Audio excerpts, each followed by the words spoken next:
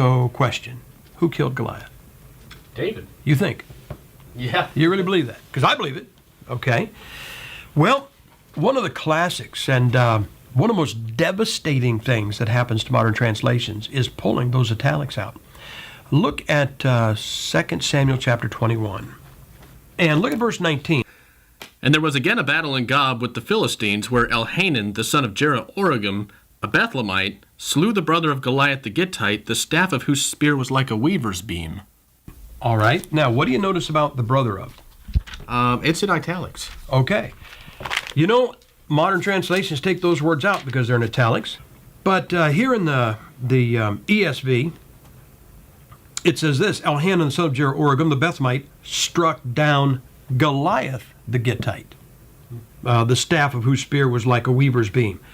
So they took the italicized words out, and by doing that, they inserted a double problem. Have you ever heard anybody say this? Lost people say this. Well, the Bible has contradictions in it. Mm-hmm. Okay? Well, the King James Bible doesn't have contradictions in it, but modern ones do. You were told that David killed Goliath. Well, you were told David killed Goliath because in 1 Samuel chapter 17, it says David killed Goliath. And in the ESV, in 1 Samuel 17, it says David killed Goliath. But then you get to 2 Samuel chapter 21, verse 19, it says Elhanan killed Goliath. That's a contradiction. But it doesn't put a contradiction in the Bible. It puts two contradictions in the Bible. Go to 1 Chronicles chapter 20. And 1 Chronicles chapter 20 is a parallel to what you just read. In other words, it's just a second accounting of that battle. And look at verse 5.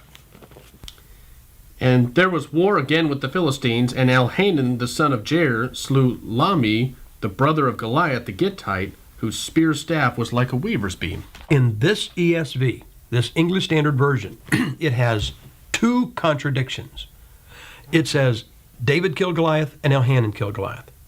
Then it says, it's a contradiction, it says Elhanan killed Goliath, and it says Elhanan killed the brother of Goliath in the same battle at the same time, double contradiction. It's kind of like this. I got a little story coloring book for one of my grandkids. This coloring book has a mistake in it. It says, David threw a stone and hit Goliath right in the forehead. But we know from the ESV that it wasn't David. It was Elhanan. And I think this, if they can scratch words out of the Bible and put different words in, I guess I can correct a coloring book. Okay, so there you go. There's your discussion. And notice he just described as scratching words out of the Bible. Well, is that what's going on? Well, we need to take a look at it. And we need to take a look at it in the original language in which it was written. Here we have the two texts. 2 Samuel 21:19, 1 Chronicles chapter 20, verse 5. Now, let's read the New American Standard at 2 Samuel 21:19. It says, there was war with the Philistines again at Gob, and Elhanan, the son of Jair-Oregim, keep that in mind, the Bethlehemite, killed Goliath the Gittite, the shaft of whose spear was like a weaver's beam. Then when you look at the parallel text to that, in 1 Chronicles 25, it says, and there was war with the Philistines again, and Elhanan, the son of Jair, killed Lahmi, the brother of Goliath the Gittite, the shaft of whose spear was like a weaver's beam. Well, they sound almost alike, but there's a real difference between the two. Now, what the King James has done, and someone this morning in channel put a reference, a link to the original, I guess the original 1611 is available online, so you can look at it. And it had the brother of in a font completely other than the Gothic font that was used for the rest of the text. In fact, it looked like our modern fonts. It almost looked like a plain old Times Roman or something. But that was how they did italics, evidently, at the time. And so from the beginning, the King James translators have recognized that there is no the brother of in the Hebrew, and that they are providing it. Now, did the King James translators know about this issue between 2 Samuel 21:19 and 1 Chronicles 20, verse 5? Probably. Did they know about the most probable explanation of it, which I'm going to provide to you here in a moment? Brilliant men, maybe they did. Maybe they did. I don't have commentary from them to give you that information, but maybe they did. I agree with the interpretation that lies behind the rendering in 2 Samuel 21:19. When you have parallel texts, you have to allow them to speak. I mean, I pointed this out. Not only do you have parallels, for example, in between Leviticus and Deuteronomy, very important to bring the parallels in. There are obviously parallels here between Samuel and Chronicles. Obviously, the studies of the Synoptic Gospels, that's the primary issue you're dealing with. But even in books like Ephesians and Colossians, it's important to bring the Colossian parallel into Ephesians and vice versa. There's reasons for that that we could discuss. But when you have more than one rendering of a story, of a narrative, something, it is always good to allow the light from the one to shine on the other, and vice versa.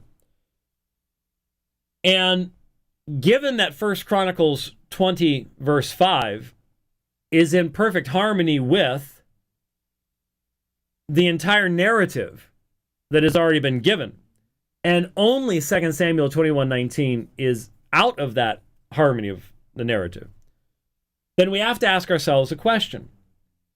Is there a reasonable, fair understanding of how someone at some point in time could have miscopied what was originally found in 2 Samuel 21:19 into the form that we have today? Now let me show you, bring that up. All right.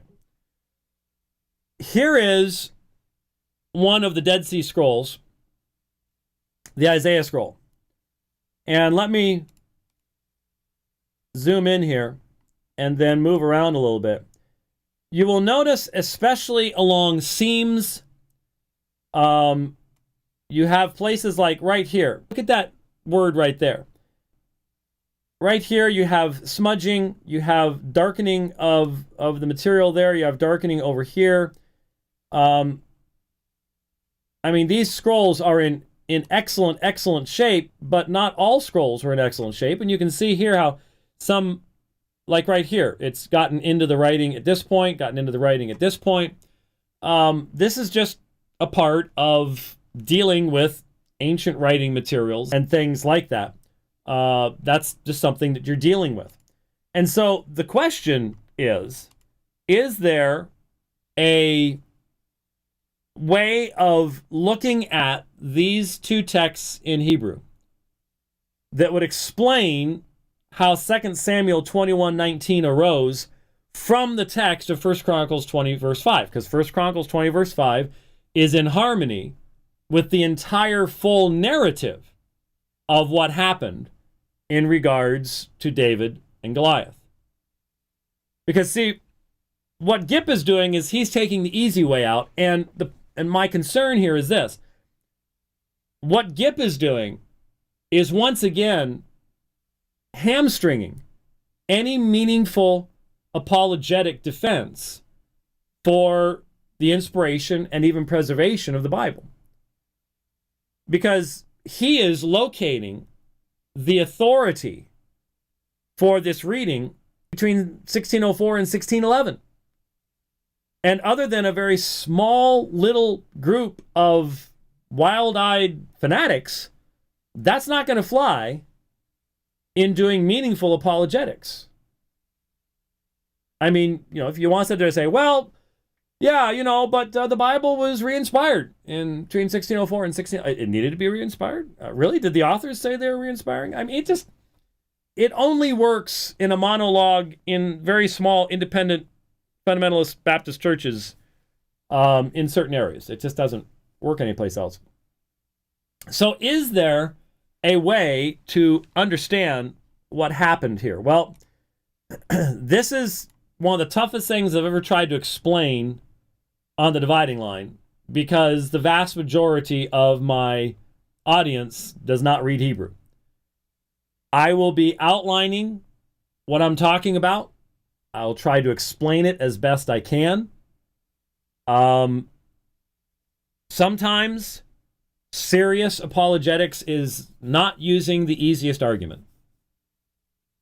Sometimes there are easier ways of doing it. I don't know of any easier way that is defensible and consistent than to look at this right now. So let's take a look at. Let's go to this screen, full screen. Thank you.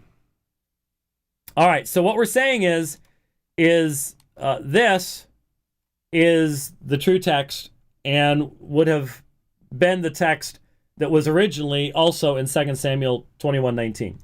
So when we look at the differences, there are primarily 3 differences, and we can understand on the basis of difficulties of sight. You could have had damage to the manuscript. You could have had bad penmanship. You could have had bad eyesight. Certainly as I get older, I certainly recognize that. My arms aren't nearly long enough anymore. There's all sorts of issues that could come up here to where this becomes the foundation of the Masoretic reading in the Hebrew here. The first is that the sign of the direct object, which in Chronicles comes just before Lahmi. So right here, here's what is being referred to. These 2 letters right here, eth. This is the sign of the direct object. And what would the direct object be in here? Well, this is where Elhanan killed who? Well, the brother of Goliath, the Gittite. So here is the direct object, Lahmi, and what is happening is that the copyist mistook this word right here for either BT, I'll use English equivalents here, or BYT, or this, it becomes this word right here. You can see similarity between this and this. And hence you end up with Baith right before Ha Lahmi, and if you put it together, it's Baith Lahami, which becomes Bethlehemite. Bethlehem, house of bread. And so instead of the direct object and then the man's name, you end up with Bethlehemite. That's the first misreading. Then the copyist misread the word for brother. Here's brother in 1 Chronicles as the sign of the direct object, which is what he's already confused beforehand. Right before Goliath. So this becomes this. There's the sign of the direct object. There's Goliath. So by putting the direct object right before Goliath, Goliath now becomes the direct object of the verb, which is to kill. So now you have a guy, and it's interesting, you'll notice his name in the New American Standard. Let me get back to Elhanan, the son of Ja'ar Origim. Ja'ar Origim. Ja'ar Origim would actually mean the son of the forest of weavers. The forest of weavers is what Ja'ar Origim means. It doesn't make any sense. Now you notice Origim is also, here is Origim in First Chronicles. It's at the end. A weaver's beam. But it's been moved up to here in 2 Samuel. I'll talk about that in just a moment. So what you've got is, here you've got the direct object. Now it's Goliath. Instead of brother of Goliath becomes Goliath. That's how Goliath becomes the direct object of killed. And then you have the copyist misplacing the word for weavers so as to put it right after Elhanan. And so you have Elhanan, son of, and then you get Ja'ar Origim, forest of weavers, which makes no sense. The weavers belongs here, shaft of weavers, down at the bottom of 1 Chronicles 20, verse 5. So we can see that by seeing how this and this were misread by the, which are in their right places, make perfect sense in 1 Chronicles 20, verse 5, but they don't make much sense here. We can see how the corruption in the Masoretic text took place, and because we have preserved for us the parallel in 1 Chronicles 20, verse 5, and of course we have the entire story given to us elsewhere in the scriptures, then we can recognize what happened in regards to the original reading of 2 Samuel 21:19. So, we can, there we go. All right, now, you might go, well, that still bothers me. I'm sorry. I realize that it would be much simpler, safer, to just go, don't worry about it. God re-inspired the Bible in 1611, and that's all you need. For a lot of folks, that's more comforting. They forget that we're talking about a handwritten text that has been transmitted to us over the course of what? 2,700 years or so at this particular point. And that we have so few places like this that we even have to look at this is the actual amazing part, not the other way around. I mean, for the vast majority, well, there aren't almost any written texts. I mean, we have written texts from clay tablets from that far back. We hardly have almost any copies to where we would even be able to start doing textual criticism on those things. There's just almost nothing that has the kind of textual history that Old Testament texts have. I don't think that the reconstruction that I just provided to you is outlandish. It's not begging the question. The forms, the words are similar. It's very easy to understand in light of a damaged manuscript or just simply carelessness part of the individual to see how this could have happened. And in light of the parallel, that is what happened.